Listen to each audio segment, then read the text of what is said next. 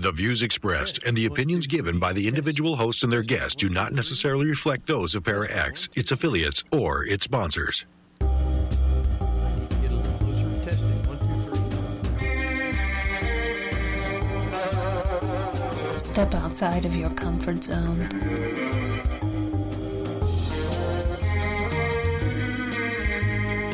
See the world with a whole new perspective. Join us and experience the unexplained on the Paranormal View. And welcome everybody right here to the Paranormal View on the Para-X Radio Network. I want to thank everyone for being with us tonight. Those here in the chat room and those listening from around the world, we appreciate each and every one of you. Tonight we got a great show lined up, and there's a lot to it, so we're not going to waste too much time going into different things. I just want to remind everybody, if you do have questions tonight, you can private chat them to H. Foister or Ceiling Cat, and we will get those answered for you. So with that, we got with us tonight Barbara Duncan. Good evening, everyone. And we have Jeffrey Gould. Hello, hello. And we got a great guest lined up tonight. I'm excited. So you guys might as well strap on because we're taking a trip. So with tonight, go ahead, Jeff. I was just going to say, a certified practitioner of regression hypnosis and quantum healing hypnosis techniques. Our guest tonight is Kathleen Marden, who's a leading ufologist who since 1990 has been researching UFOs and the perplexing nature of UFOs and their non-human entities associated with highly advanced aerial vehicles. Her research has extended to archival collection and the U.S. government's involvement in investigating UFO and its major studies. Her interest in UFOs and contact began in 1961 when her aunt and uncle, Betty and Barney Hill, had their famous close encounters and subsequent abduction in New Hampshire's White Mountains. She's spent 15 years in painstaking investigation of the Hill abduction case and continues to seek the scientific analysis of the compelling evidence. She's the author and collaborator of 5 books. Kathleen has worked on 3 comprehensive studies on nearly 5,000 experiencers, 2 of which she initiated and saw to the end. So welcome, Kathleen Marden with an M. Sorry. Oh, thank you. It's a pleasure to be with you this evening. I guess one of the main things, I mean, there's tons of stuff other than just this to talk about, but you did write the book or co-authored the book of Captured. Absolutely. It went into so much detail. I mean, it's told the story completely different than what most people just normally hear. I mean, you went into depth. Yes, and I wanted to separate fact from fiction. Back in the 1980s, I was reading newspaper articles, magazine articles, watching television shows that were telling the story of what happened to my aunt and uncle differently than I remembered it. And I thought, is it my memory or is somebody fabricating information? And so I just slowly and methodically began my research and investigation. I did as thorough an investigation on the case as I could, going along the close encounter route with my aunt time after time. I'd drive her up there from Portsmouth and then would return home the same day. I drove along there with my husband. My husband and I even took the trip that Betty and Barney took on in September of 1961 from Niagara Falls up through Toronto, stopping about 112 miles west of Montreal, spending a lovely afternoon in Montreal, and then driving on the same old roads that Betty and Barney drove on. They were the highways then. We didn't take the new highways. We wanted to follow this route precisely the way Betty and Barney did. See the things that they saw. Stop at the restaurants they stopped at. And that's what we did. And I think that I did the most thorough investigation I could. I interviewed Betty time and time again, playing devil's advocate. Eventually, she gave me her entire archival collection. I'm the executrix and trustee of her estate anyway, so I prepared an archival collection at the Milne Special Collections Library at the University of New Hampshire. Betty and I are both graduates from UNH, so the archival collection is there. I also have my own copy of everything, and I even interviewed the original investigators who were still alive. So I did a tremendous amount of research over many years, attempting to separate fact from fiction. I wanted to know if Betty's dreams were precisely the same as the hypnosis sessions that she and my uncle Barney had. So I transcribed the hypnosis sessions. And I wasn't a very good typist in those days. It took me a long time. But by the time I finished, I think I'd just about memorized their statements under hypnosis with Dr. Benjamin Simon. So we can get into all of that in greater detail, but I'm going to give you a chance to ask me some questions. All right. So you mentioned that she had an archive of the research that she was doing.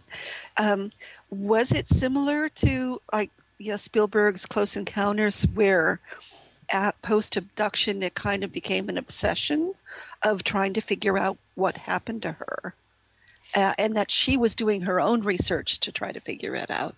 No, she really was not. That was not part of the collection. What was part of the collection is the original investigative reports, letters to and from scientists.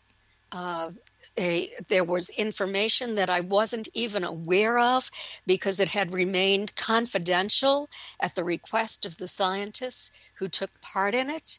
And I have chapters in Captured, the Betty and Barney Hill UFO experience, on that as well.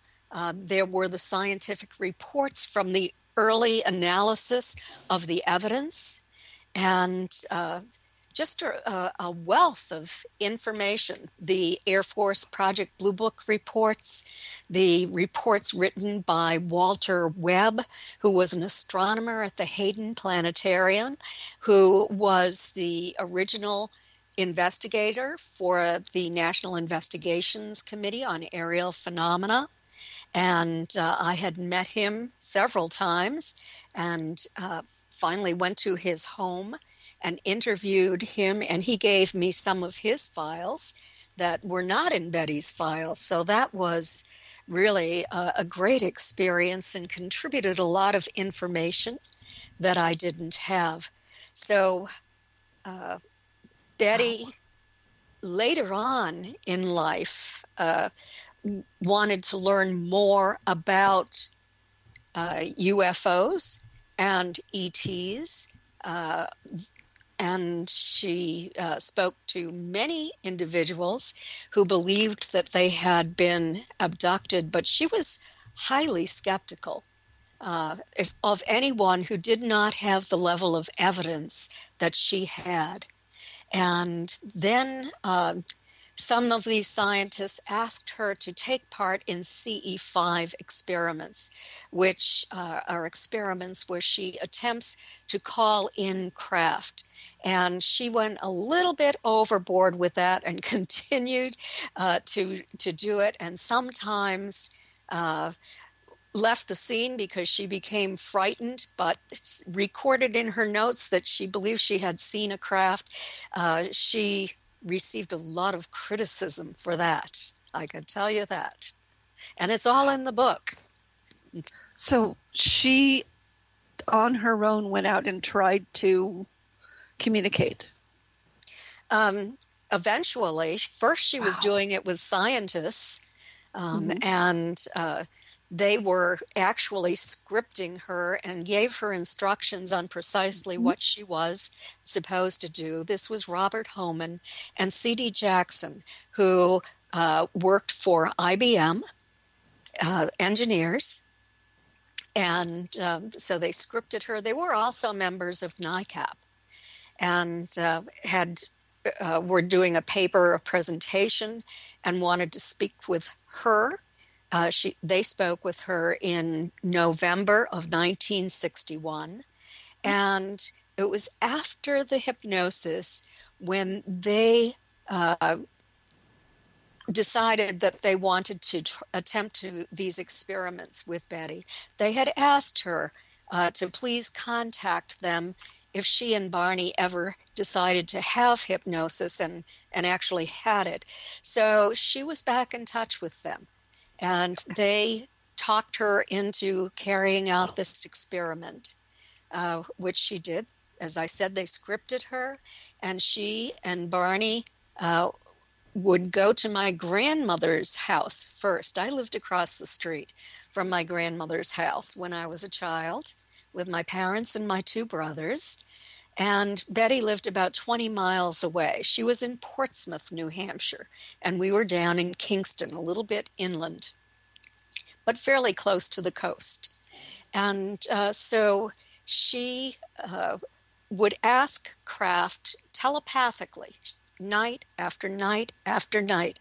She would try to be in contact with those entities who had abducted her and ask them to show their craft on my grandparents' farm, and then ask them to land their craft on my grandparents' farm.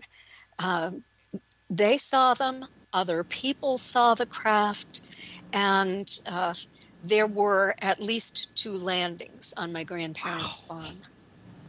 Wow. There was physical trace evidence left behind, and at least one of those was investigated by NICAP. Okay.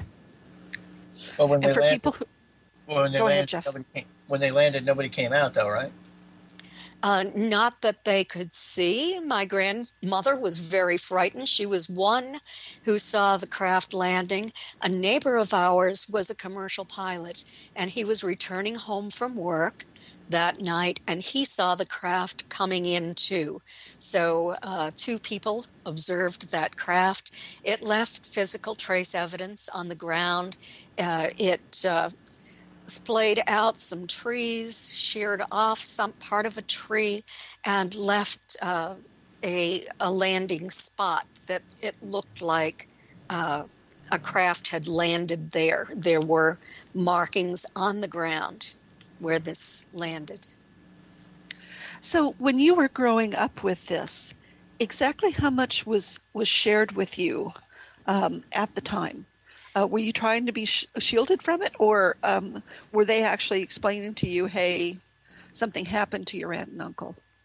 Well, I was 13 years old when my aunt and uncle had their experience. And when they arrived home on September 20th, 1961, Betty called my mother. She and Barney had felt that they had been contaminated. When they arrived home, they felt very dirty. They said they felt clammy. The craft had come so close that they were afraid that they had been exposed to radiation. Mm-hmm. They were afraid that perhaps they would have radiation poisoning.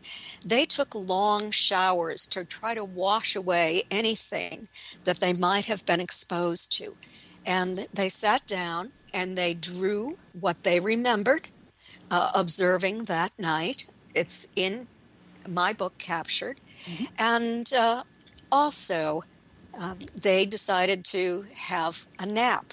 They decided to sleep a few hours. So when Betty was on the phone with my mother, I had returned home from school in the afternoon, and my mother was on the phone with Betty, and I was listening just to my mother as part of the conversation.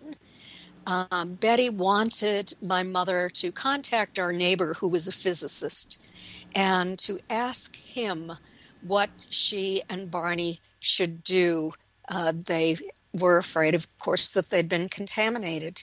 And so my mother did call that physicist, and he suggested that if they had a compass, they should take the compass out to the car and see how the needle reacted. Now, that is not going to test for radiation. It will test a magnetic field. She did go out to the car, and she saw new shiny spots on the paint that hadn't been there the day before. And she placed the compass over those spots, and the needle whirled, indicating there was a magnetic field there. But when she moved the compass down to the side of the car, the needle just behaved normally, the way it should have. So she showed this to Barney. She showed it to the people who lived upstairs from them. Betty and Barney owned an apartment house and lived in it. And within 2 days of hearing about this, my family and I drove the 20 miles up to Betty's and Barney's house, and we had the opportunity to see those spots for ourselves. And I had the opportunity to listen firsthand to Betty's story of what she remembered about the craft that came down so low.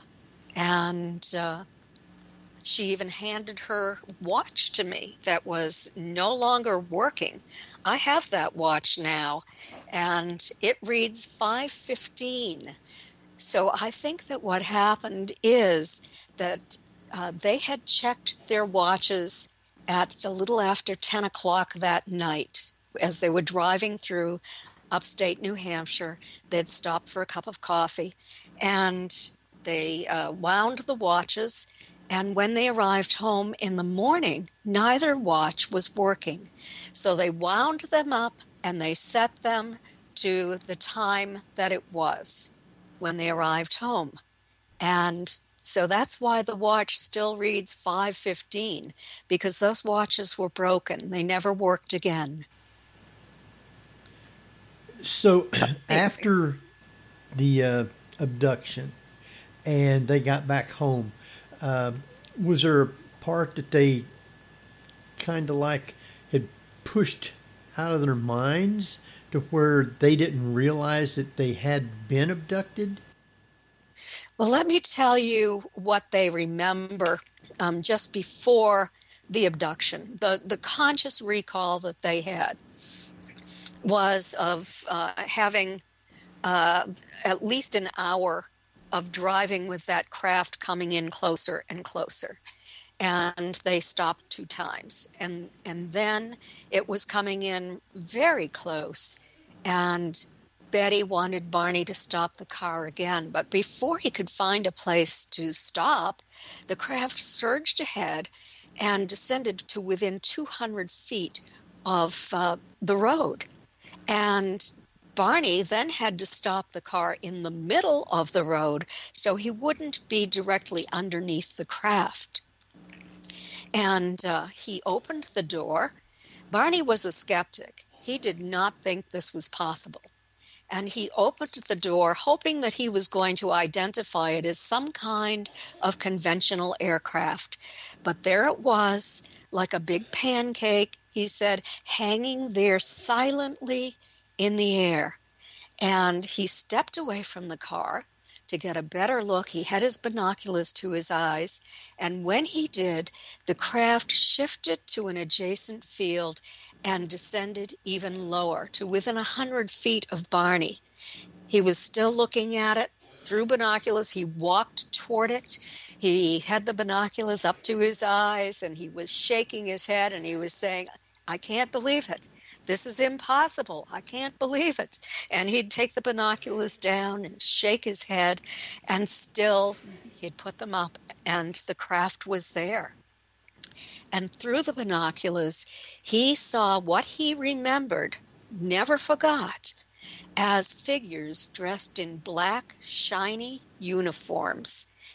And this was written, I know this is a fact because it was written in the report to the National Investigations Committee on Aerial Phenomena only a few days later.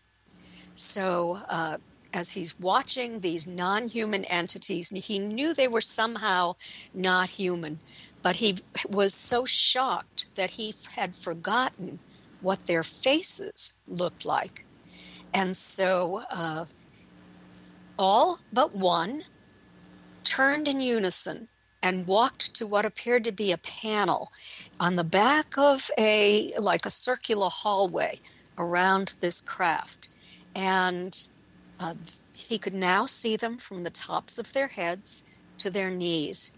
And he saw arms go up. And when that occurred, little red lights started to slide out from each side. And that craft, I mean, it wasn't a rectangle or anything. It was an oval craft or a circular craft. But 2 lights came out. And then when that happened, something started to drop down out of the bottom of the craft. He thought it was a rope. Today we know it's not a rope.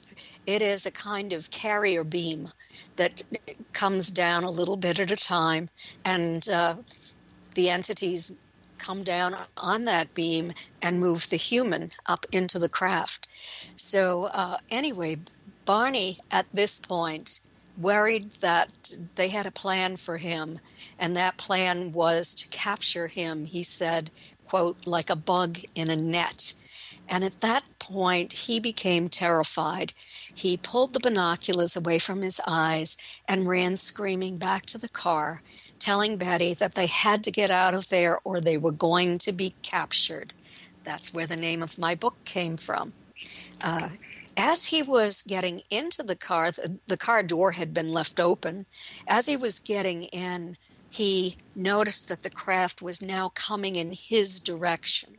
He went speeding down the highway, trying to outrun the craft if it was indeed over the car. He told Betty to roll down her window and look up, and she did.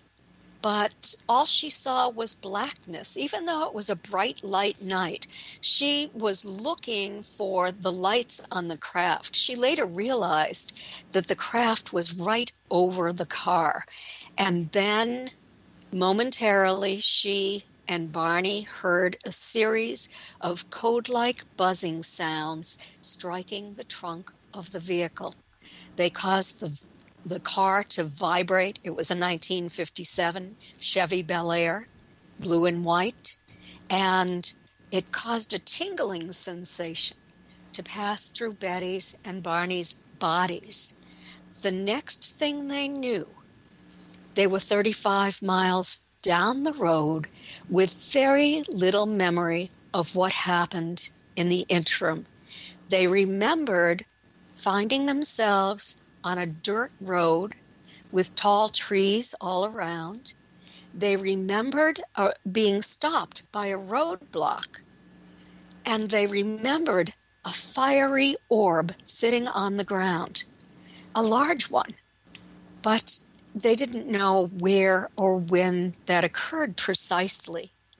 And then they heard a second series of buzzing sounds, and they returned to full consciousness. They didn't see the craft this time. And then Betty said to Barney, "Now do you believe in flying saucers, Barney?" And he said, "Oh, Betty, don't be ridiculous. I'll prove to you that I can make that sound with this car, that buzzing sound." And so he stopped the car and he drove it from one side of the road to the other, and he could not produce that sound. They drove on home. They were seeking human comfort. Barney was looking for a police officer. He wanted to report this. They wanted a cup of coffee if they could find a restaurant that was open, but nothing was open. And they just drove on home, anticipating an arrival sometime between 2 and 3 o'clock in the morning. As I said, the watch said 5:15. They arrived very close to 5:15 a.m. Wow. So you think the watch didn't stop until after they got home then? Oh no, the watch stopped. Oh, no. I think when the craft was over the car, and they were wind-up watches. So I think that the powerful magnetic energy from the craft, the magnetic field, caused those watches to spring. Sort of, there were springs inside of them. Mm-hmm. Wow.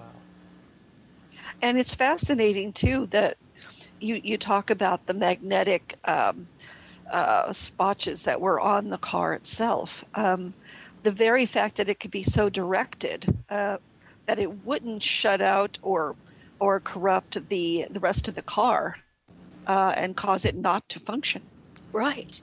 They finally did cause the car not to function, but that was revealed through hypnosis.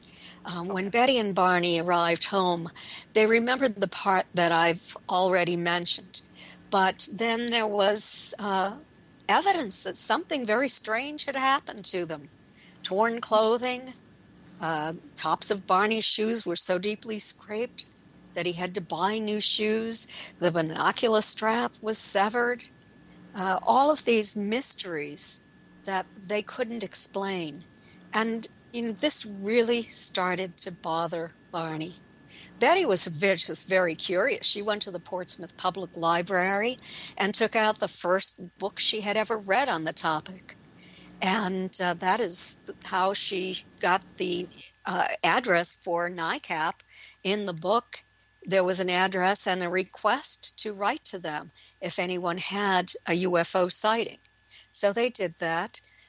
That day that that Betty was on the phone with my mother, the chief of police from a neighboring town, who happened to be my father's best friend and stopped by every night for coffee at about 5 o'clock or so, advised Betty and Barney to make a report to Pease Air Force Base.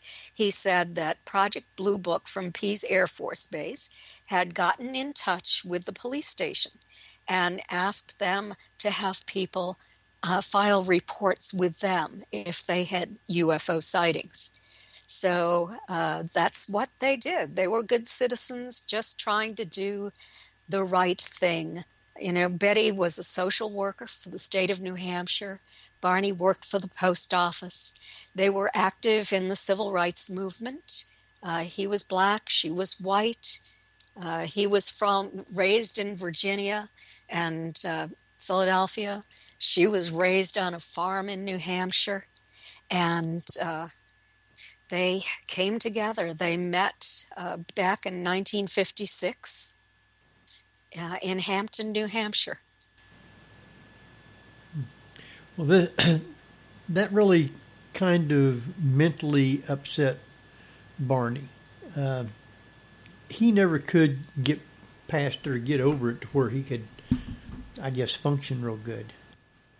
He had difficulty with that. I think it's because he was the one who had the conscious, continuous recall of observing those non-humans looking down at him, feeling that he was going to be captured, and not knowing what was going to happen next, having this evidence that something that he couldn't explain had happened.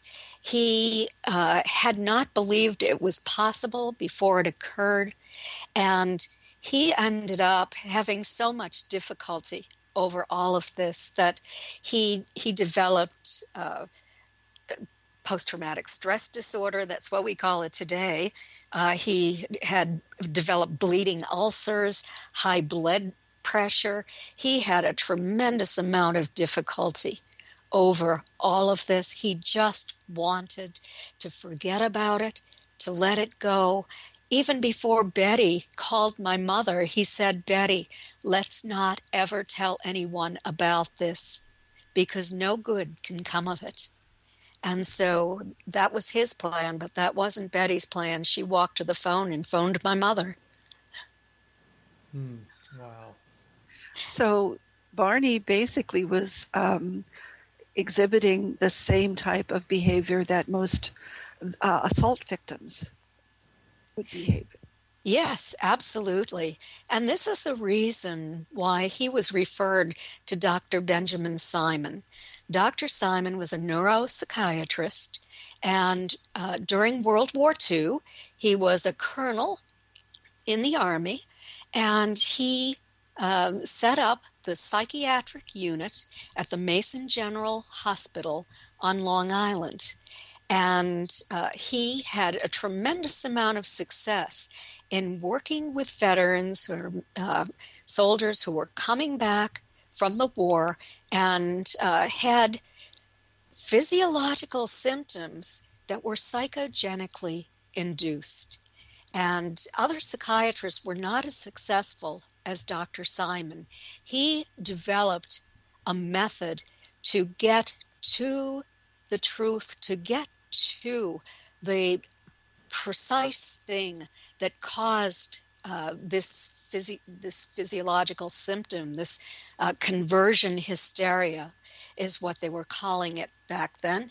And so there was a movie even made about his work, Let There Be Light. It was a John Huston propaganda movie, and you would see a soldier go into his office who was wheeled in a wheelchair because he couldn't walk.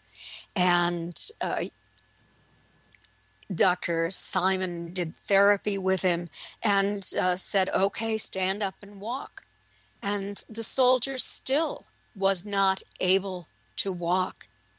And Dr. Simon got to the precise cause.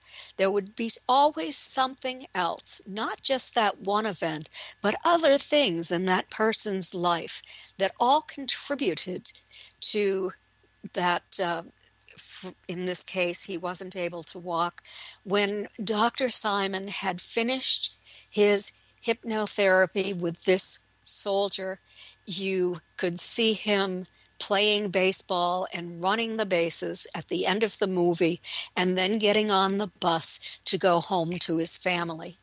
So Dr. Simon was amazing. He was at the top of his field. He taught at Harvard. He taught at Yale. And he at one time had owned his own private psychiatric hospital as well. And so he was the perfect person for Barney to see. He did not believe that UFOs were real, but that was okay because Barney was his patient being treated for a medical condition. And Betty just happened to go along with him and asked to be hypnotized as well. So Dr. Simon agreed that he would see them, and he would see them separately. One would wait in the waiting room, which was soundproof and had very loud music playing, while the other one was in Dr. Simon's office in deep hypnosis, reliving the events that occurred, dating all the way back to their decision to make this trip until after they arrived home from that trip and for the next day or two. And he saw them separately. He reinstated amnesia at the end of each session so that they could not speak to each other about what they had remembered and contaminate one another's information. He wanted the separate story from each of them. Wow. Now, I know that a lot of people that had been abducted apparently is re-abducted once, twice, 3 times. And had Barney and Betty ever been re-abducted that they would have known about? Well, Barney, I am not sure about. My mother thought that he might have been because he was down behind my grandparents' house on the farm. He always liked to walk the backlands of the farm when they would come down from the small city of Portsmouth, which was about once a week. sometimes twice. And they weren't able to find him one day, but there was a craft scene down there. So we don't know if he was or not. Let me put it that way. For Betty, there is evidence in later hypnosis tapes that I have with Dr. James Harder. Dr. Harder was the leading abduction researcher in the United States back in the 1960s and 70s. And he worked for the APRO, for the Aerial Phenomena Research Organization, that was headed up by Coral and Jim Lorenzen. They were located in Tucson, Arizona. And so Dr. Harder had hypnotized Betty. I knew him, he's now passed, but he would visit and sometimes I was gone. I was off with my first husband to graduate school at Cincinnati, and I was going to graduate school part-time while he was full-time. And then I was in Colorado after that, but I would travel back to New Hampshire frequently on vacation. I was close to my family, so I saw Jim Harder when I would go back sometimes, and then when I moved back to New Hampshire in the early to mid 1980s, Dr. Harder also came to visit. He was hypnotizing Betty, and he worked with other members of the family as well. Wow. Yeah, and there's one sentence in this book that really just sort of gave me chills, and that was when Betty was talking with evidently the leader, and she was asking him, if you decide to come back and get me, how are you going to do that? And his comment was that if they made the decision to find me, they would. They always knew how to find people. Yes, they always knew how to find those they were looking for. He was escorting Betty from the craft. They'd already taken Barney down, but she was really angry because she wanted to keep a souvenir as evidence that it happened. And they wouldn't let her keep it, and she was refusing to leave without it. But she finally gave up. The leader escorted her down that path, and she invited him back to speak with people who had more knowledge than she had. And so she had said to him, he said, "I don't know. It's not my decision to make." And he said, "Maybe I'll be able to come back." And she said, "Of all the people on this world, how will you be able to find me?" And he said, "We can always find those that we want to find." So, it makes me wonder, maybe Betty had an implant. Maybe this was not Betty's first time. But, yeah. I didn't consider those things. Well, I considered the implant, but when she was alive, toward the end of her life, but she refused to have an autopsy so that they could look for an implant and remove it. So that was the end. Wow. Yeah, I mean, when you stop and think of even that, and still she was so brave, in my opinion, because she really wanted to know what the heck they were about, and not feeling so much like a victim, which I found really amazing. Betty was a very brave woman. Let me give you an example. She was a social worker who worked in child welfare and adoption, and ended up being promoted to the position of supervisor. But one of her foster children, a teenage girl, was holed up in a hotel or a motel room with her boyfriend, who was an escaped criminal. and the police were outside, guns drawn, trying to talk this girl out. And so Betty got on the bullhorn and said to her in no uncertain terms, "I'm getting tired of waiting out here for you. Get dressed and get out of that motel room right now." And sure enough, Betty walked up to the door, and the girl came out, and Betty took her back to the foster home. That's how brave she was. Wow. She's tough. She was. I could see her going up against an alien saying, yeah.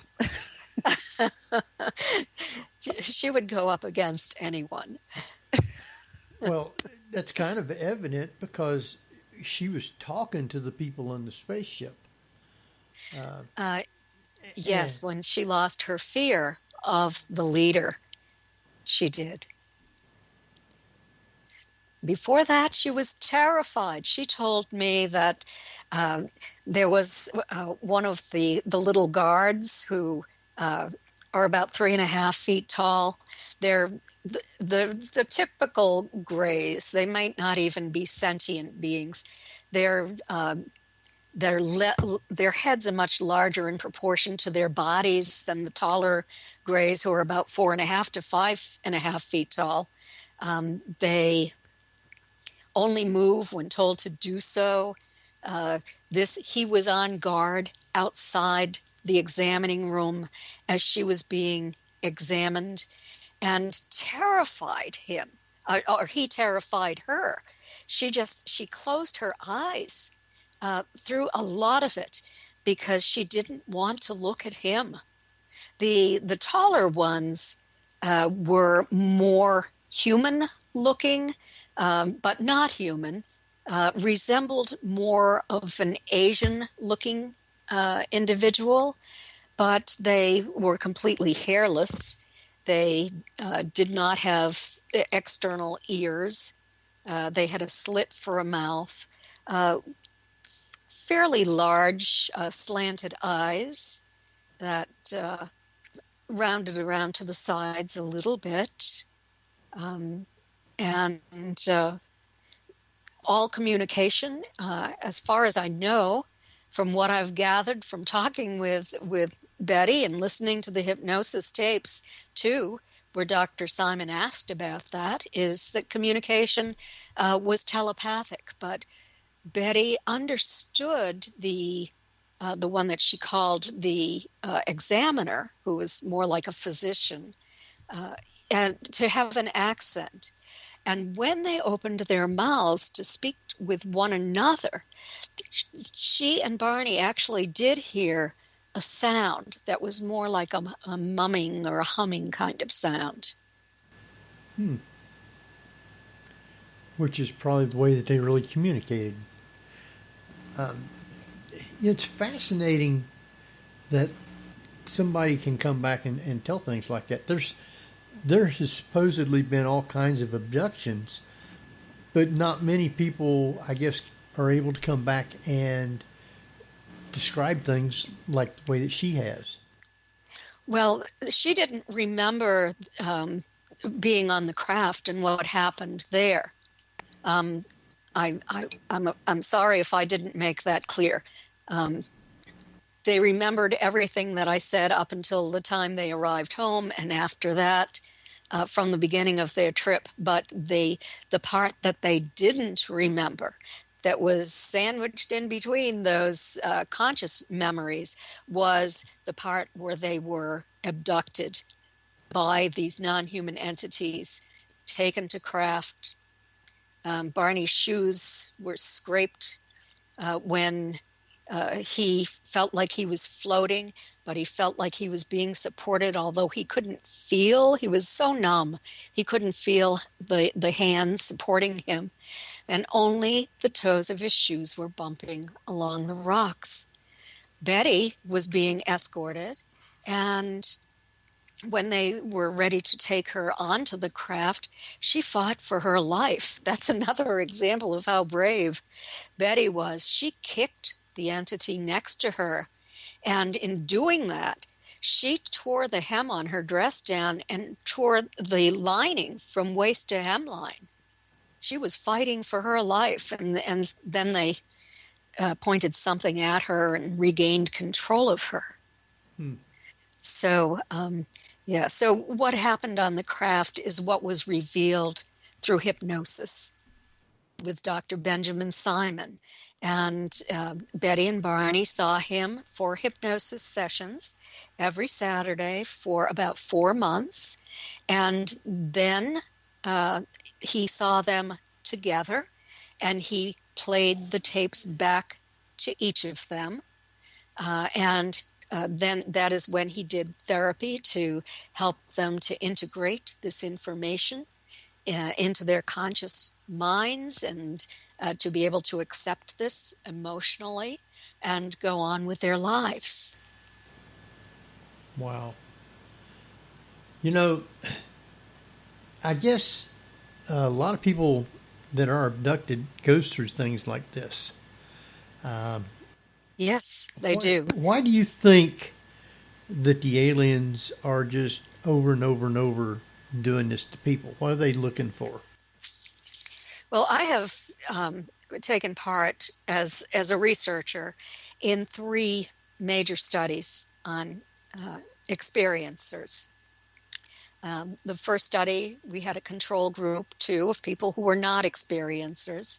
The second study was done with the Edgar Mitchell Free Foundation, and I am on their board of directors and also a research consultant with them. So I helped to write the questionnaire, experiencer questionnaire, and they had 3,200 people when the scientists who were involved evaluated and did a statistical analysis on the evidence.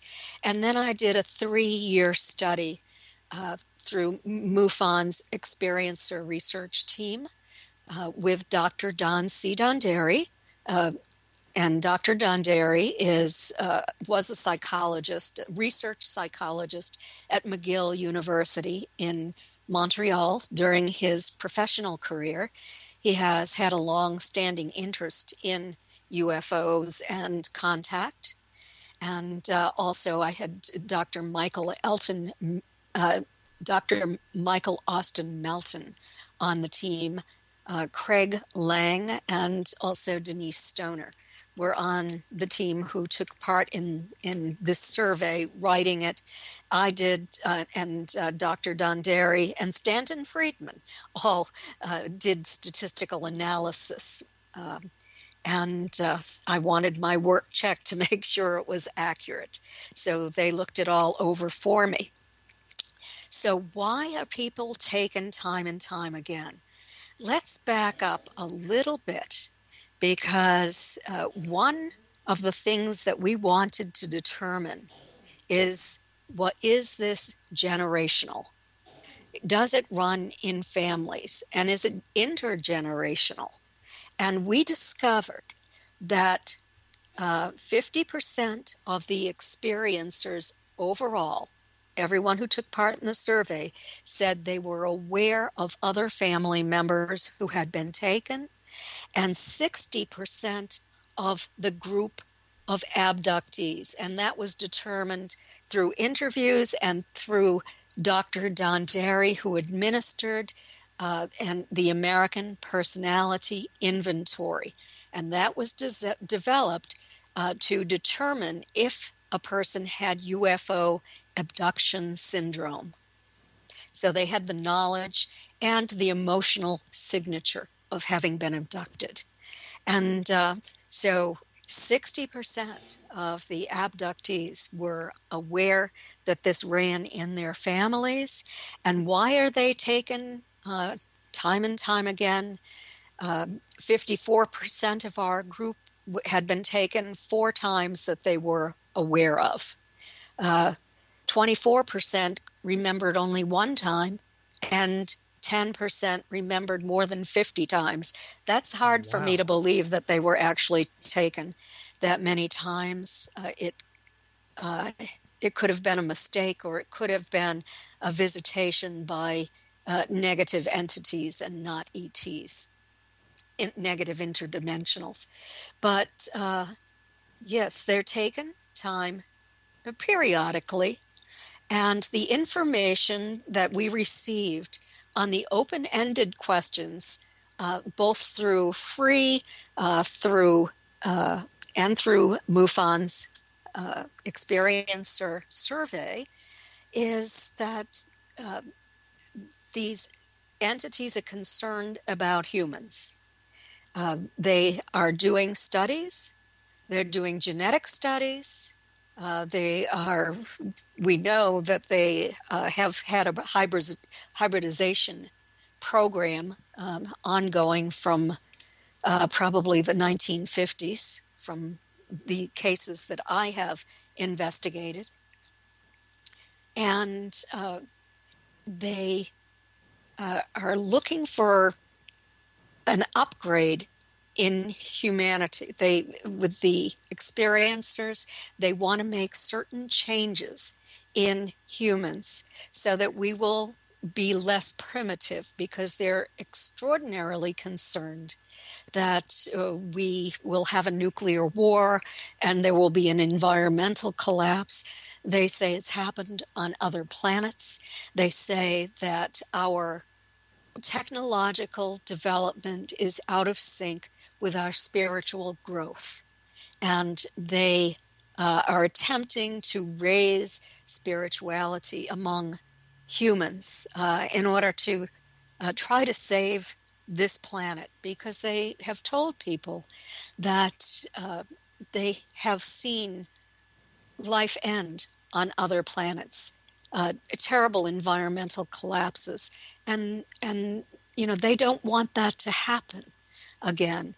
Major General John Alexander Samford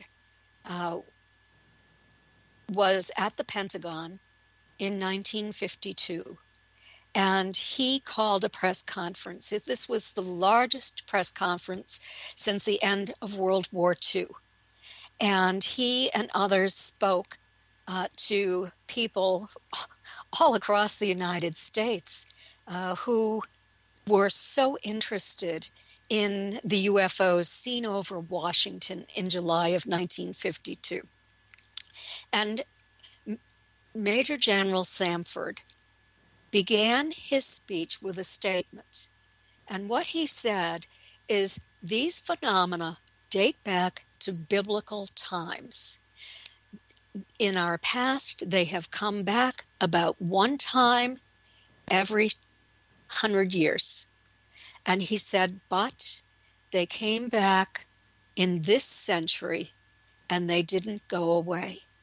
And he said the Air Force is studying this carefully and conservatively. We're not going to be too upset about this. It's going to be very methodical. But what he was saying is, this has been going on for a very long time. So these entities have told experiencers that they have had a long-term interest in our planet, and they stayed here because we had developed nuclear capabilities.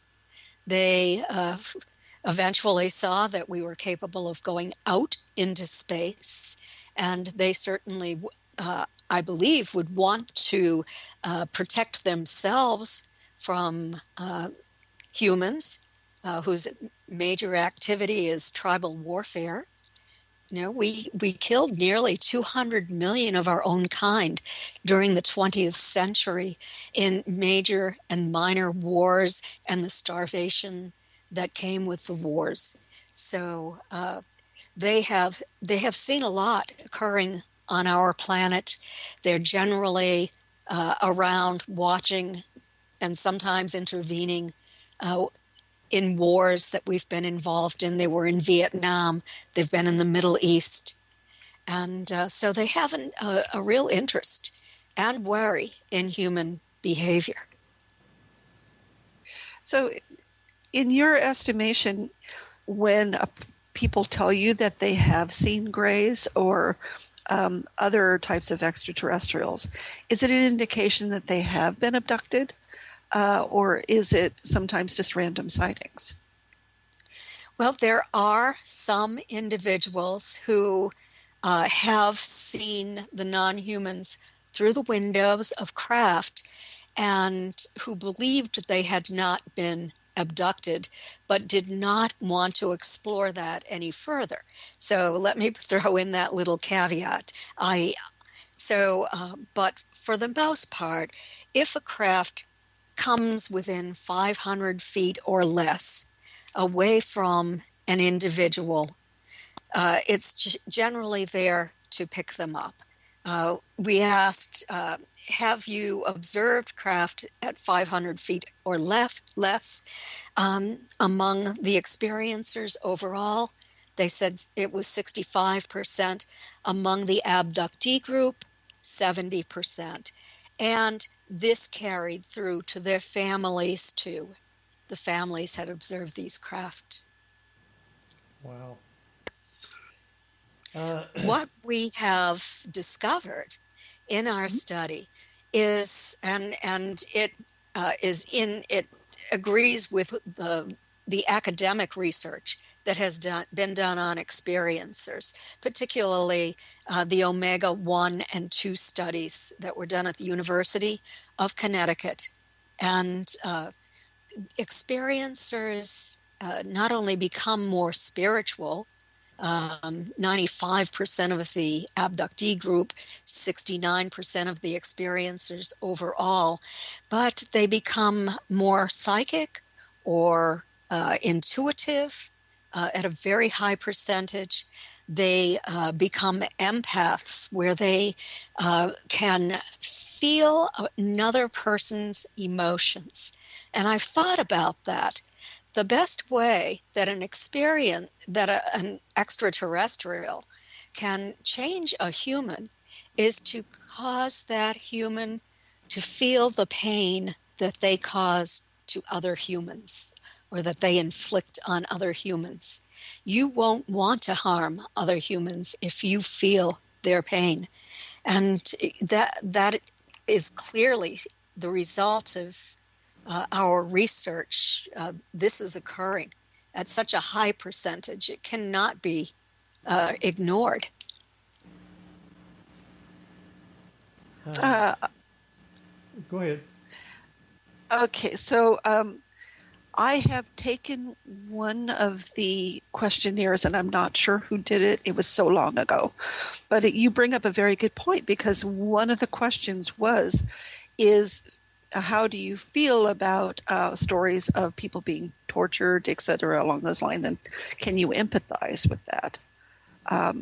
So I'm beginning to wonder if you're right on the mark there about some of what's being inflicted is the equivalent of a galactic taken behind the barn and spank 'em sort of thing, for lack of a better way of putting it. But is it more of a teaching approach? It is, I think, a teaching approach. There is this transformation. The thing that is so interesting to me is that experiencers have all of the symptoms of near-death experiencers. And that was part of this Omega 1 and 2 study. They had two groups, one near-death experiencers and one UFO abduction experiencers. And then they also had a third group of people from the general population. And so compared the results of these groups. And it makes me wonder. I've talked to 3 physicists about this, people with PhDs. And what I asked is it indeed scientifically possible for experiencers to be taken through a solid surface, such as a wall or a ceiling or even a glass window? So many people have said they have been taken directly through.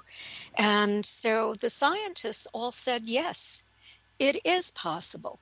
They said, theoretically, everything has a vibrational frequency. And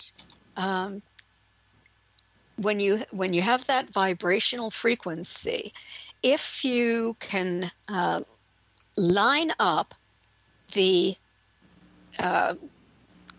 frequency and the mode, then atoms can interpenetrate. So in so many of the early hypnosis sessions that were carried out, the experiencers, when they were taken into this beam, felt as if they were coming apart. And I'm wondering if this is a kind of thing where they do undergo a near-death experience through this process, or if this is something that is just imparted to them on the craft. I don't have the answer, but the scientists told me, remember, 99.9% of the atom is empty space. And so theoretically it is possible, and we have even done it in a laboratory using neutrinos, which are very tiny. So we're far behind them. But if they're, 500 years, 1,000 years ahead of us, what kind of technological developments have they made? Well, they've certainly learned how to get here, and I don't think that they're coming over generations. I think that they have developed methodology where they can bend space or travel through wormholes. Wow. All right, we're going to go ahead and take us a quick break, be about 6-7 minutes, something like that. So give you time to stretch your legs. And Kathleen, just remember your mic will be live. Just either mute your mic or don't say anything. You'll hear when we come back on. With that, Jeff, you still with us? Yep. Oh, yeah. Well, I dropped off a couple of times, but, Well, why don't you take us out then? Well, you're listening to the Paranormal View on para-x.com with hosts Henry Foister, ceiling cat Barbara Duncan, and myself, Jeffrey Gould, with tonight's guest, Kathleen Marden. So stay tuned for more of the Paranormal View after the break. Whether you're listening at home, at work, or anywhere, thanks for making Para-X part of your day. Your source for everything paranormal, Para-X. And welcome back, everybody, right here to the Paranormal View on the Para-X Radio Network. I want to thank everyone for being with us tonight. Hope you are enjoying the show. Tonight we have with us Barbara Duncan. Good evening, everyone. And we have Jeffrey Gould. Hello, hello. And speaking of listeners from around the world, where do we have listeners tonight? Henry, tonight they're listening in from the United States, the United Kingdom, Canada, Poland, Puerto Rico, Spain, Belgium, Thailand, Australia just popped in, and our little friend from the unknown. All right. Well, we got a lot tonight then. Yeah. And no wonder we have a great guest tonight. We have Kathleen Marden with us. And I'm happy to be with you. Well, I am glad you are here. Very interesting. I've got some questions already from the chat room. And okay. This one here is from Tabby Cat. And she wanted to know, do you think that making films such as Fire in the Sky hurts or lends more credibility to abductions like what happened to Travis Walton? Well, I know that Travis was very unhappy with that movie because they turned it into a horror movie. And so it causes people to become terrified of the non-human visitors. And, I know that some of them have a bad reputation They're not very nice to humans, but the majority are not that way. And when it is portrayed as a horror story in the media, it makes a lot of money. Fear sells. But the impact that has on the population is to be terrified if they see a UFO, and terrified that they're going to be picked up by a UFO.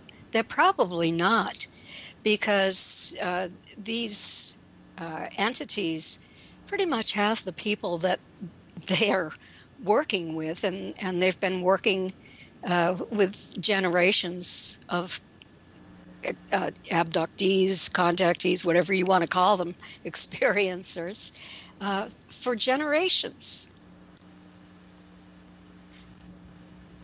So, I thought we dropped you there. No. I'm looking at a statistic here. One of the things that we asked is, what was the demeanor of the entities? Were they businesslike? Were they kind? Were they, evil, hostile, that sort of thing? Well, 65% of the abductees said that they were businesslike, 48% of the experiencers. But less than 6% said that they were hostile or sadistic. So, it's unfortunate that there is a small percentage, but that appears to be the focus of the television movie media. Wow. Well, I had another question, and it was about the star map. When I guess they give her the star map, but she didn't remember it until it was under hypnosis. Oh, it was on the wall. She's seen it on the wall. What happened? Let me explain.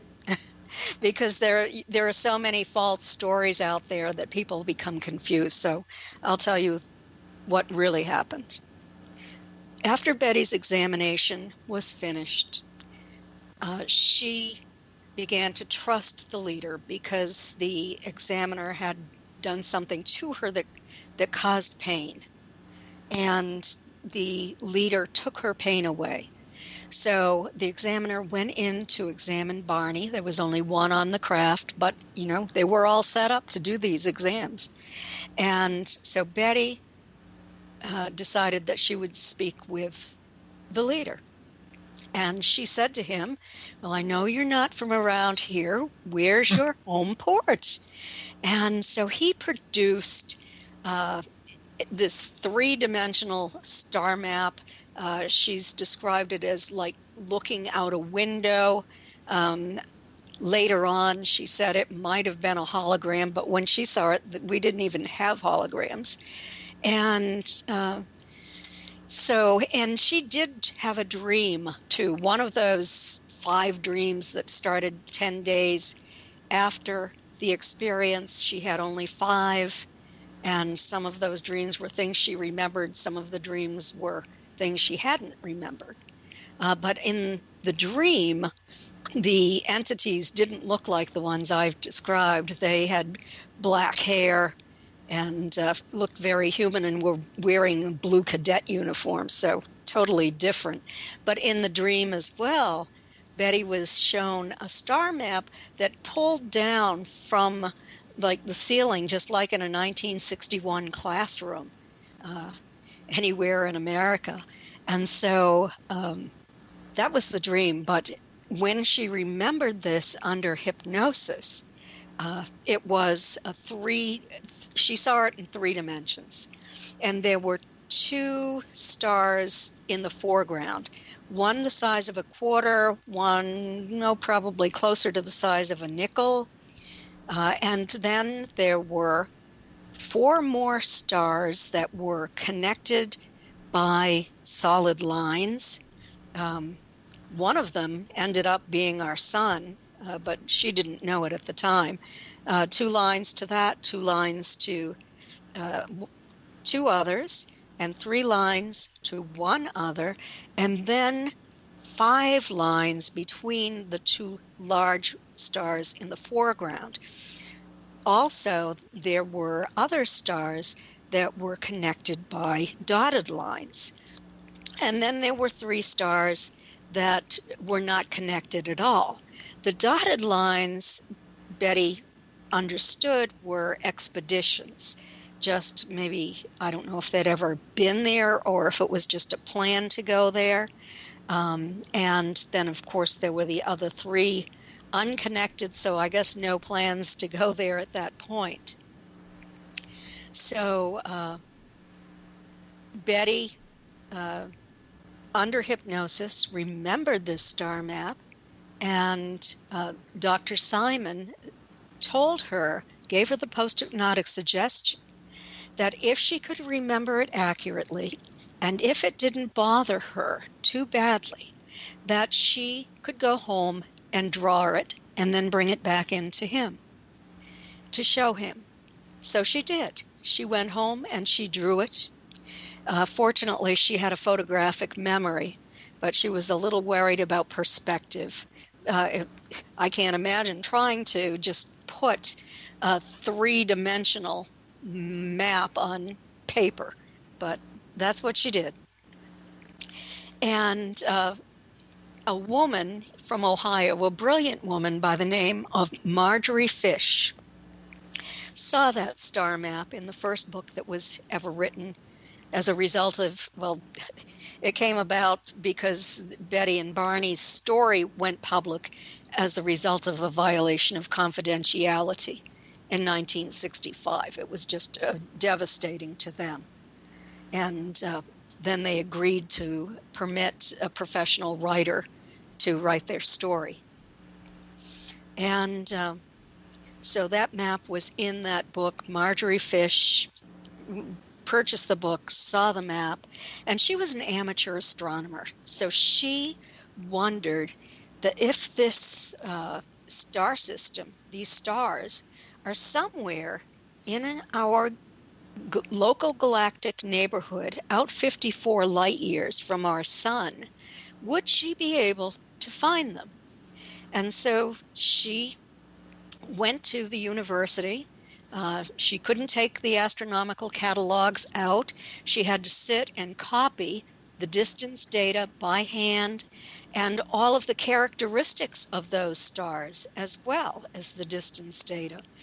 And then she would take the distance data home, and using beads of various sizes and colors and monofilament line and a 3-dimensional frame, she constructed star maps in all directions from our sun, out 54 light years. In all, she constructed 14 over 4 years, and she still didn't have a match. So in the interim, while she was doing this, she was talking to Betty, writing to Betty, going to New Hampshire from Ohio to visit Betty and interview her. So she finally went to the university again in 1972, and a new astronomical catalog had been released. And there was new distance data because our astronomers were able to more precisely estimate the data, the distance data between the sun and those stars. And so Marjorie Fish used all of the new information in those new catalogs and went back and rearranged some of the stars with the new distance data, and then put 3 stars on that hadn't been there in the first attempt, the first 13 or 14 attempts. They were now known to be within 54 light years of our sun. And she had a match. So the next problem was, how was she going to find anyone who, any scientist who would vet her work? And so Coral Lorenzen from APRO. I mentioned that earlier, the Aerial Phenomena Research Organization, got in touch with Stanton Friedman. He was a member of that group, and she asked him if he was going to leave from California and go to Ohio to speak. At that time, he had just begun speaking, and he was about finished with his work as a nuclear physicist.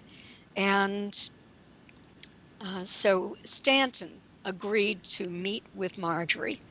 And when he went to Ohio to lecture, he stopped by, he interviewed her. He told me that he was very impressed with Marjorie, that he felt that she was more comfortable speaking with scientists than to the general population. And as a result of the conversation and the models that she showed him, the meticulous work that she had done, he said that he would find scientists to vet her work. And he did. One of those scientists was Dr. Alan Hynek. And he was the astronomical consultant for Project Blue Book, who then later went on to form the Center for UFO Studies and was teaching as an astronomy professor at Northwestern University and was the director of the observatory there. And so he and Stanton and Marjorie took her model and explained the work to him. He looked everything over and did the calculations and said he was impressed with her work. It was accurate. Another one, a little bit later, was from the Ohio State University. And his name was Walter Mitchell. And his class used computers and did computer-generated models and discovered that Marjorie's map was accurate.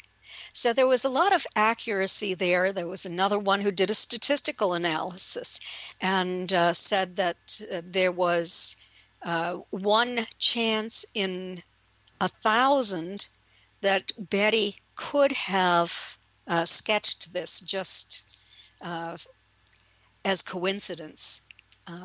And had the star pattern identified. And then other astronomers who looked at this were impressed because they said that if they were spacefaring astronauts going from Zeta Reticuli, they would travel to the stars that these entities from Zeta Reticuli came from. So, and Zeta Reticulum is it's a constellation, the constellation the Net, and it's in the southern hemisphere. It cannot be seen from the northern hemisphere, and is very dim from the southern hemisphere. 38 light years away from our sun, and 39 and a half light years from our sun. And so a very long distance. Alpha Mensae is on it. Our sun is on that map. 82 Eridani is on the map. And Gliese 86 is on the map. So all sun-like stars. Wow. And, that was quite a coincidence that all of these stars are sun-like stars, even though 5% of the stars in that portion of our galactic neighborhood are sun-like. And all of the sun-like stars were on Betty's map. Not only that, but they were in a plane, like pepperoni on a pizza, as opposed to raisins spread out through a loaf of raisin bread. So that meant, since they were on this plane, that it would be easier. They would not be traveling long distances from one to the other. So it made sense logically to the astronomers who really studied this. It would be interesting to go back now and see, since we have the technology, how many of those systems have Goldilocks planets around them. Absolutely. And in the 60th anniversary edition of my book, Captured, the Betty and Barney Hill UFO Experience with Stanton Friedman, the late great Stanton Friedman, that is going to be released soon. And you can even purchase it from my website now. I have purchased copies already. My website is Kathleen-Marden, MARDEN.com. But there has been an update by an astrophysicist on Betty's star map.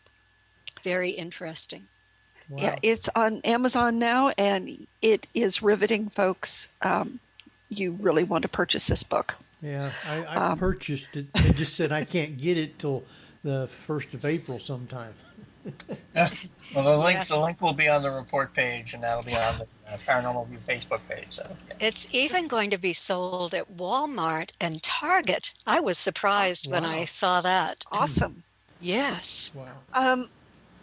I guess my next question is, with the latest congressional action that requires the government to start releasing more information, have you been able to uncover any evidence that may have been hidden from your current research or previous research concerning Benny and Barney's abduction? No, I haven't. And I have to tell you that I know that when this story went public back in 1966, the Betty's and Barney's file was sent from Wright-Patterson Air Force Base, where Project Blue Book was located, to the Pentagon. So I know that there was great interest in them at that time. And in the book, I wrote about two Air Force officers who did a graduate work, had to write a thesis, and the thesis they wrote was, should Project Blue Book be reopened? And they discussed the case, and they had information that I was, and no one else was able to find. So, and that is in my book, Captured, as well. So you'll be able to read that there.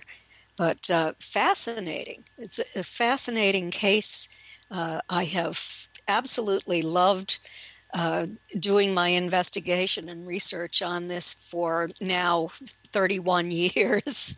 And there is an update of the new scientific analyses of the evidence, as well as science has moved along, as our technological development has moved along. There have been new discoveries on that dress, and because I can't tell you what they are, you have to buy the book to read that chapter. Well, I will soon. Well, I hope it arrives soon. Now, did they happen to tell her roughly maybe how long it took them to travel from these places to here? No. All the leader said to her is, do you know where you are on this map? And she said, no, I know nothing about the universe. And he said to her, if you don't know where you are, how can I tell you where I am? Which I thought was pretty deceptive. He could have just said, this is your sun. You're on one of the planets revolving around the sun, and this is where we're from. But he didn't bother with that. He just put that map away. No. Wow. Didn't she make a comment? Yeah, that always drove me a little nuts. All I could think of is, they just need a little "you are here" tag on it. Well, They didn't should. Betty make a comment about she thought that the leader thought she was stupid? No, she did not. She never said that to me. they were interested in what she had to say, but he didn't tell her she was stupid because Okay. she didn't know where. No, they didn't Oh, okay. insult her. Yeah, I always thought it was a case of, if she had no frame of reference, it would be pointless to try and explain it. Yes. Yeah. Wow. Oh, true. Mm-hmm. All right. But he could have. Yes, but he could have Oh, pointed yeah. that out, Oh, well, yeah. and he decided not to. Well, he just thought she was a muggle, so there you go. Well, I guess it's a question of where they think that humans are in the evolutive development, whether or not they wanted to give away where they think they're from, just in case we did have some sort of big explosion of technology and could finally find them. I know. Better to not know.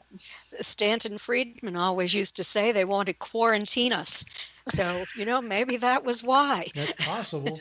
Yeah. they didn't tell Betty. All right. All I can do is tell the people to buy this book. It is an excellent book. And if you buy the newer one, has all this other extra added information in it and the expanded version.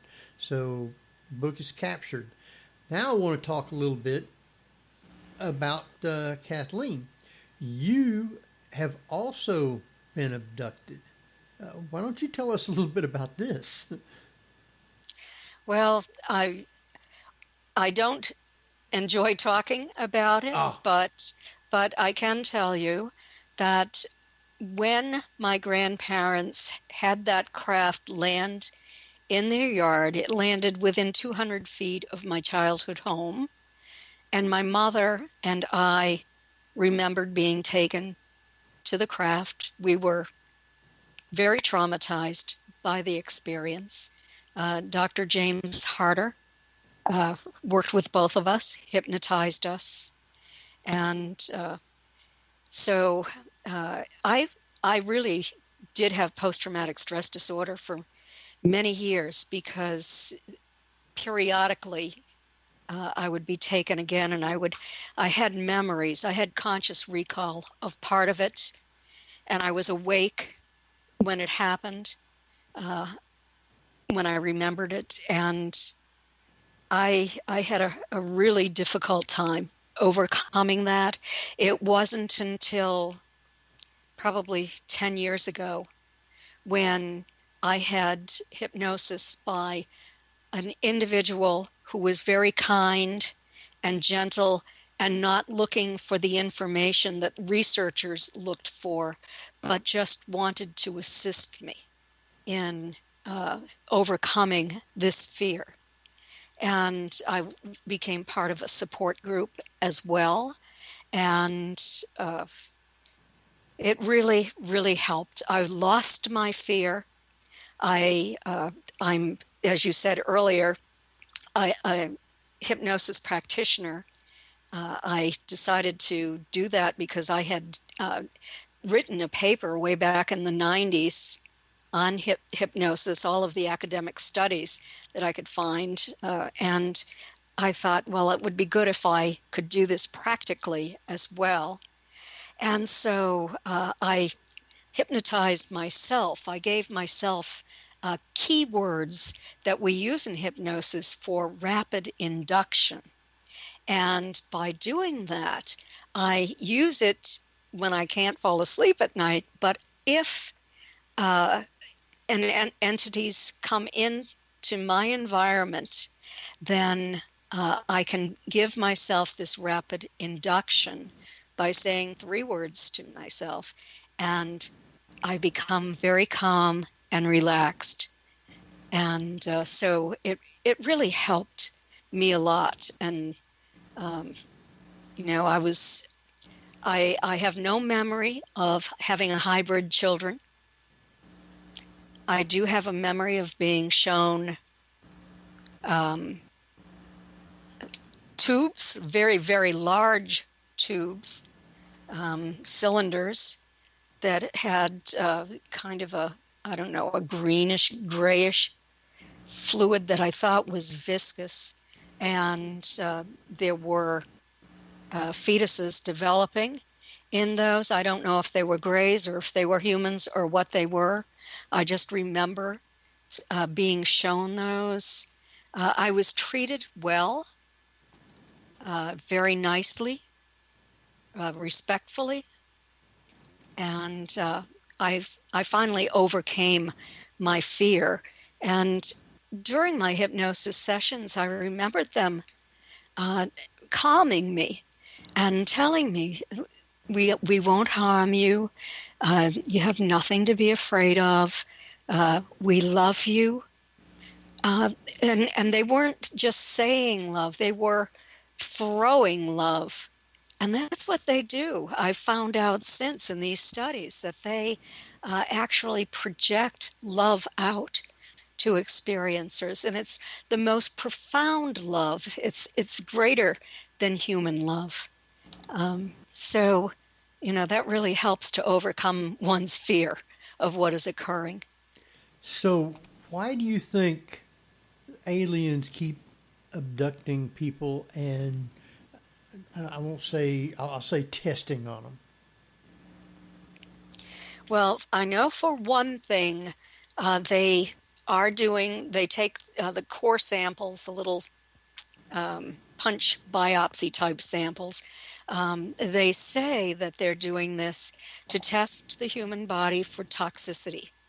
That's one thing they told me way back when I lived in Kingston, New Hampshire, and I was 17 years old, and I was taken with my mother.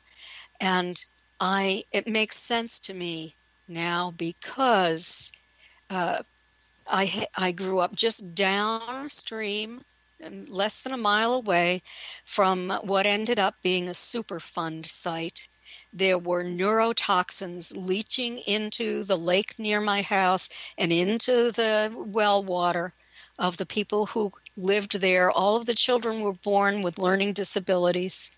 And I was close to 2 nuclear installations, Pease Air Force Base and also the Portsmouth Naval Shipyard that was building nuclear submarines.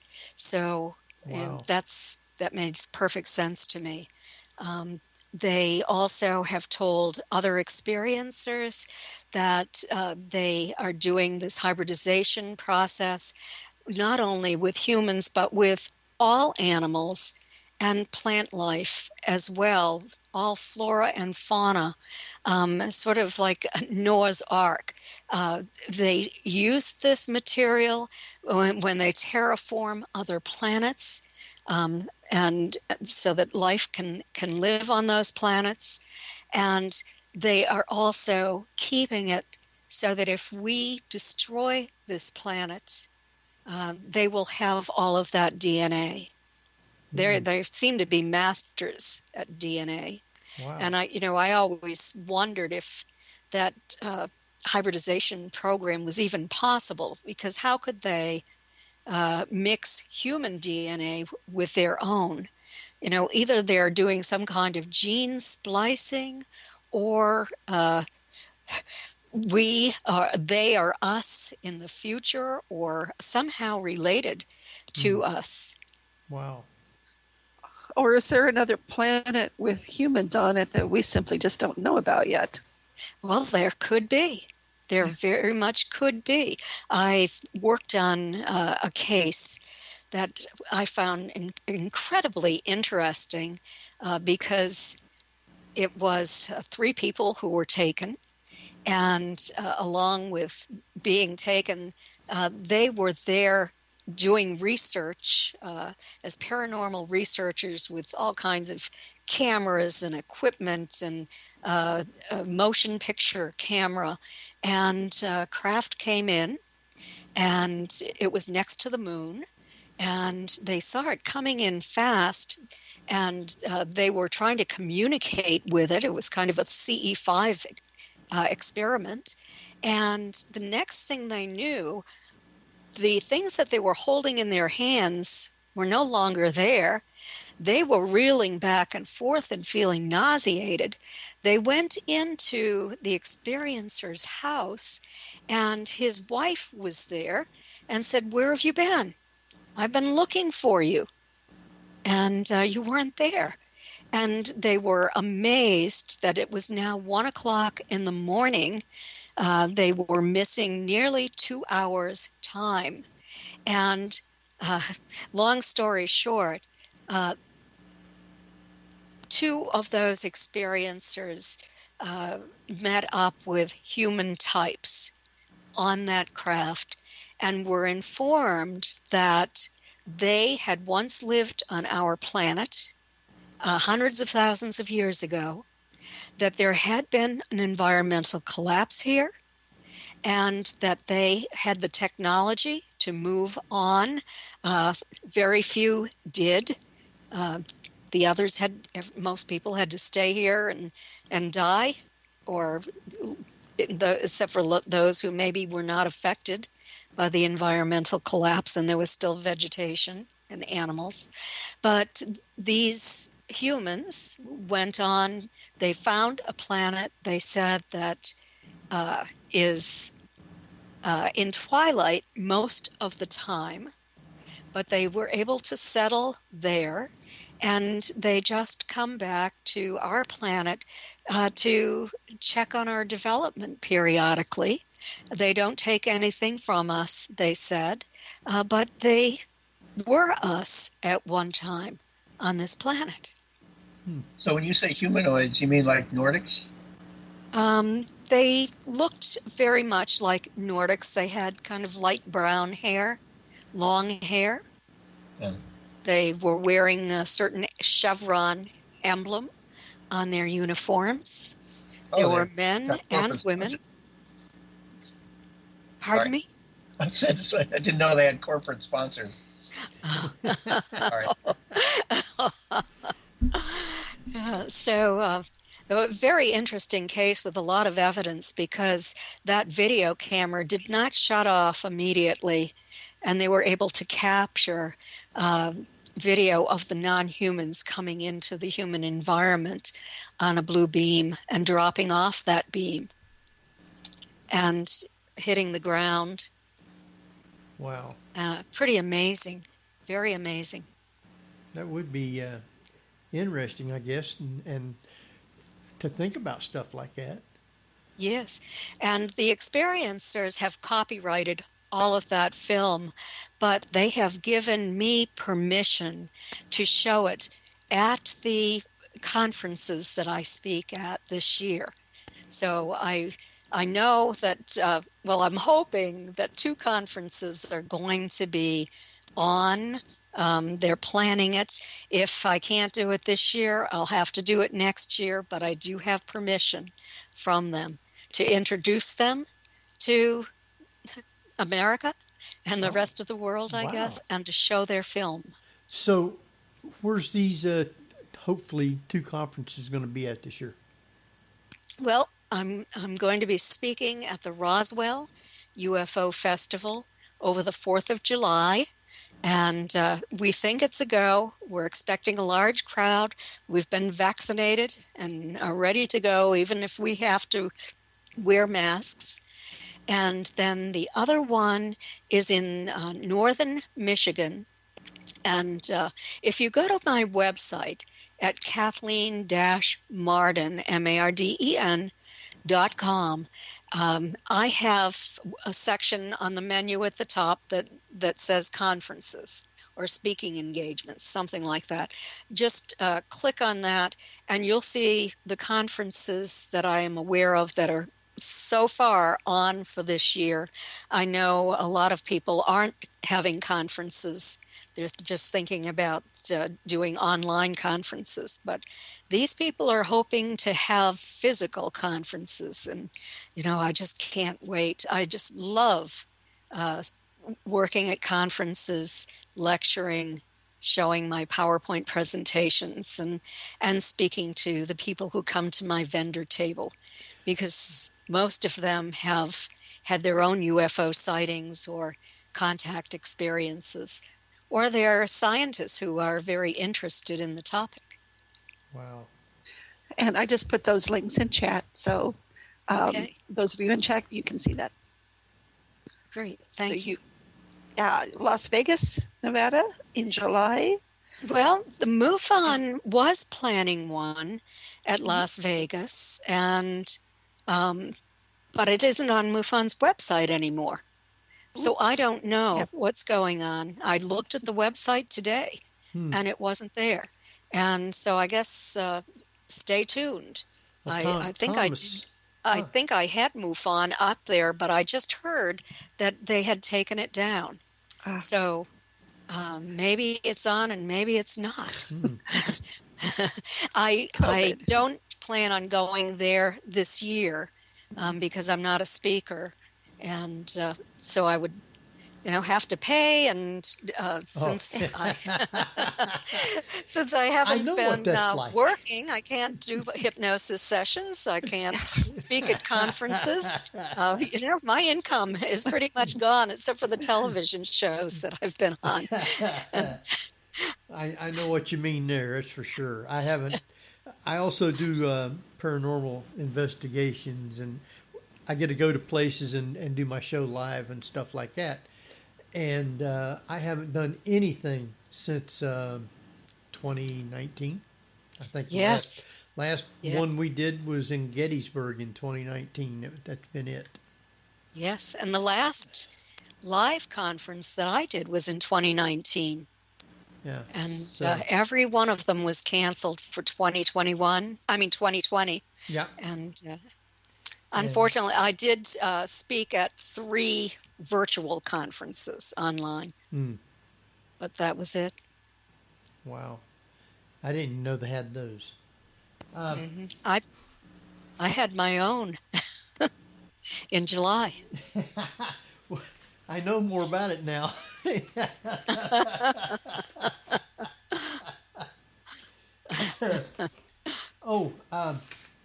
One of the other questions I wanted to ask you was about their car.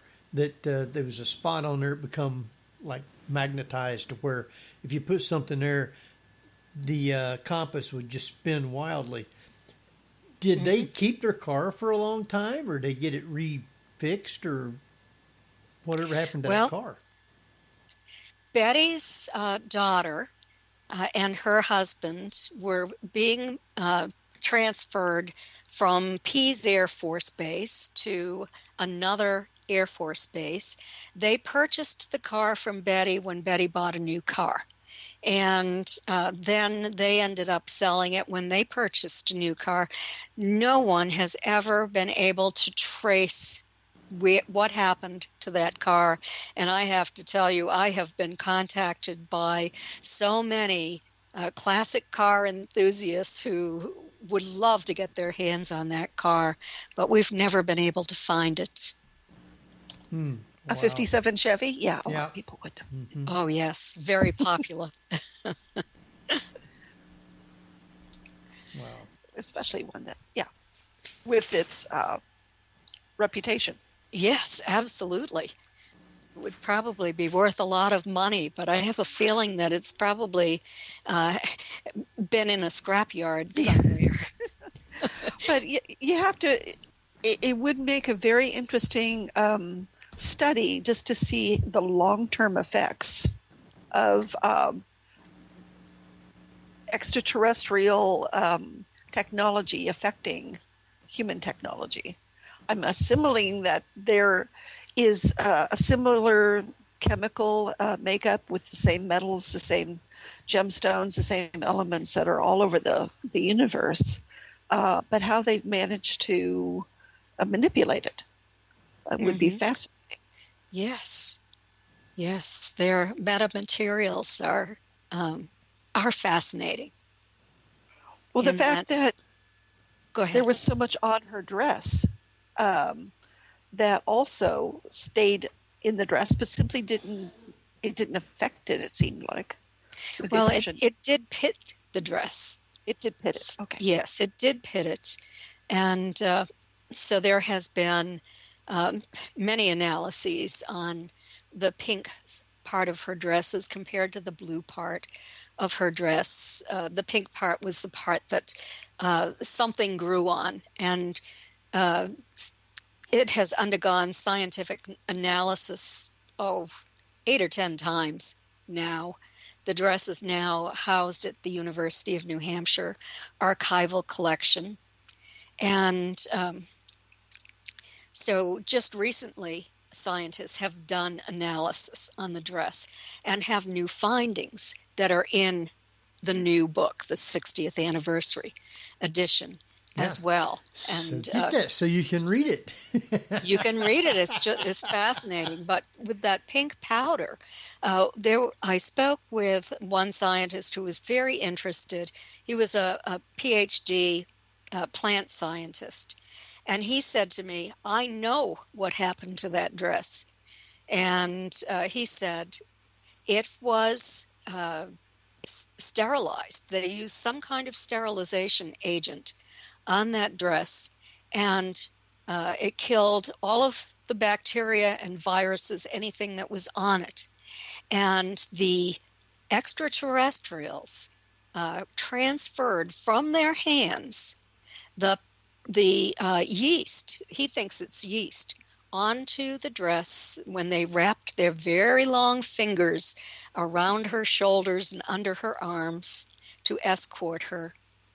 And when they removed the dress, it dropped to the floor. So the hem area is heavily saturated with that pink powdery substance, and and the sleeves of the dress.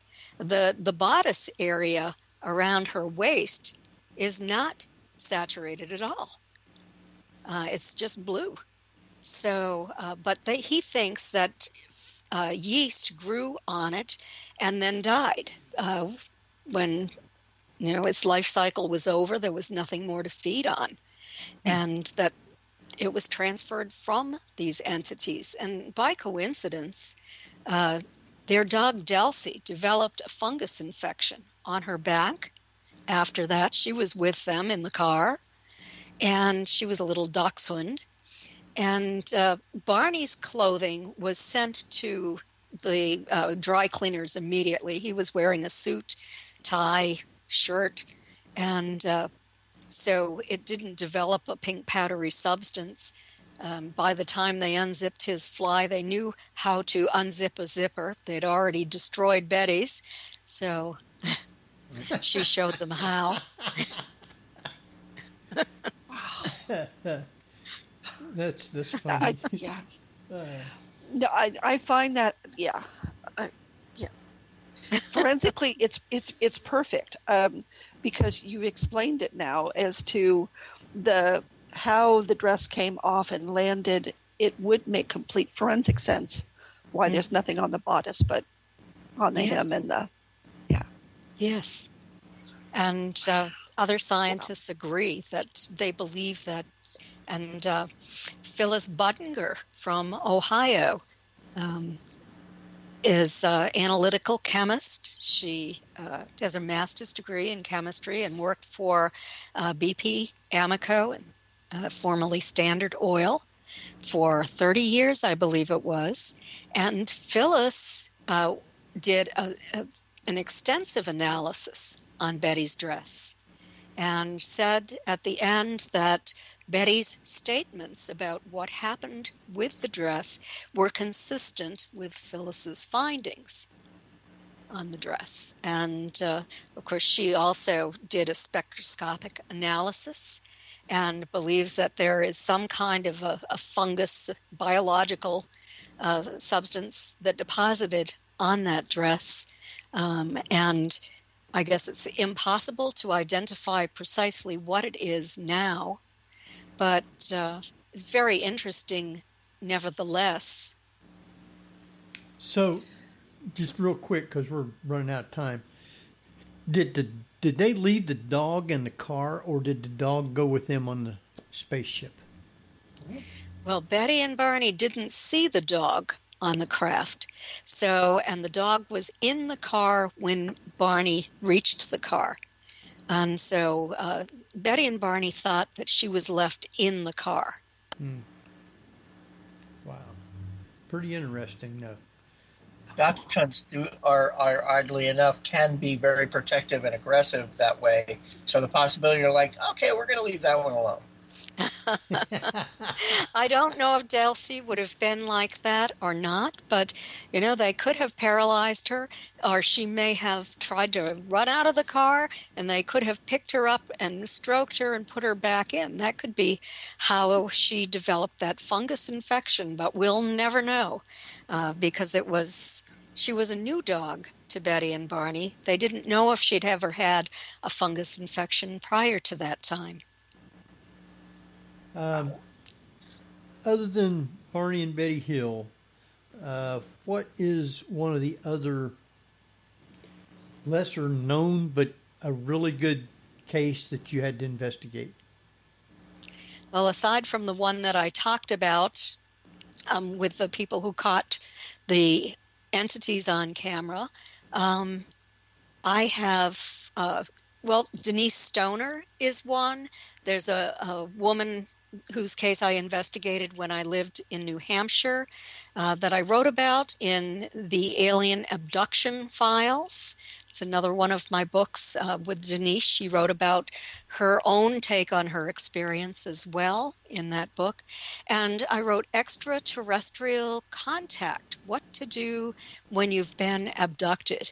And I talked about a few of my other fascinating cases, ranging from very benevolent to very evil, you might say, not Wow. benevolent at all. Wow. So it runs the gamut, and I wanted a well-rounded perspective in the book. So I only have a couple of minutes. How much time do I have to tell about it? Not really, because we're going to be wrapping up. Okay. We ain't got but 2 minutes left. Which However, means we're going to have you back. that's exactly what I was going to say. Or you can just purchase those books and Yes. read the story now. We can do that, but we'd like to have you back on too sometime. Well, I would love to come back on again sometime. All right. Thanks for inviting me. I want you I have to say, the first time I saw the whole title of Extraterrestrial Contact, What to Do When You've Been Abducted, it reminded me of a kind of brochure Homer Simpson would pick up saying, "Oh, so you've been abducted by aliens." A lot of people were apprehensive about purchasing that because it said you've been abducted on it. And the envelopes that I send the books in are not very good. I have to tape them. And I've had people contact me and say, thank you for taping the envelope so that no one could open it and see what I was ordering. Wow. All right, we want you to give out where people can reach you again, and if you're doing anything soon, and then we want you to stay on till we're off, and we'll talk with you for a minute. Okay, sure.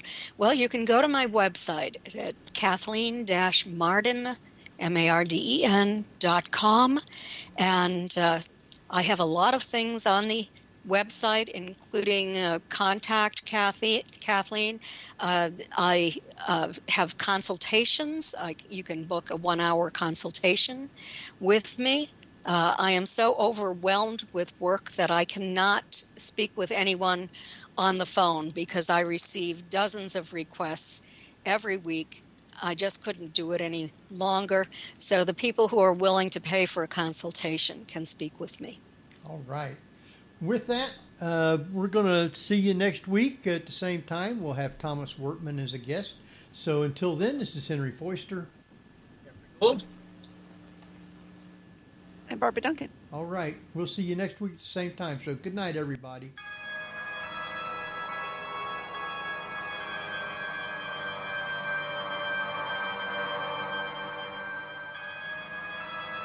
You've been listening to the Paranormal View on the ParaX Radio Network. Join us again next week at the same time for more of the Paranormal View.